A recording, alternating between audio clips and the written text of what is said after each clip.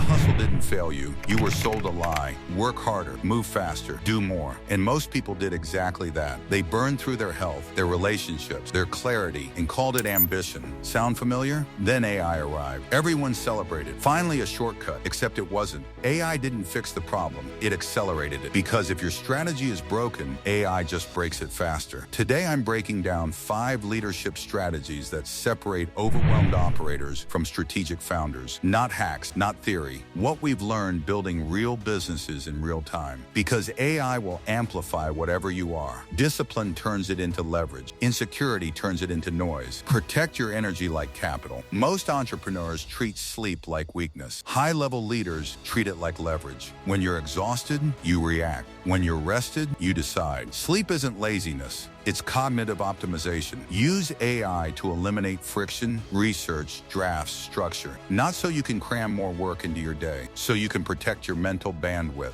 Elite founders guard their cognitive capacity the way investors guard capital. Because clarity compounds. Use AI to challenge you. Most people ask AI for answers. Leaders interrogate it. When AI gives you a strategy, don't copy it. Pressure test it. Ask it to argue against itself. Ask it to play your most ruthless competitor. Ask it to find the hole in your plan before your market does. Now, AI becomes a sparring partner, not a yes machine. You're not outsourcing thinking, you're sharpening it. In the AI era, intelligence isn't access to information, it's the quality of your question. Get a mentor. Compress time. AI can simulate frameworks, it cannot simulate scars. Mentors see emotional traps you can't see yet. They recognize patterns before they fully form. They've already paid the tuition you're about to pay. That's time compression. Use AI to prepare for your mentor. Draft sharper questions, map scenarios, synthesize advice afterward, but never confuse simulation with wisdom. Leadership still requires human perspective.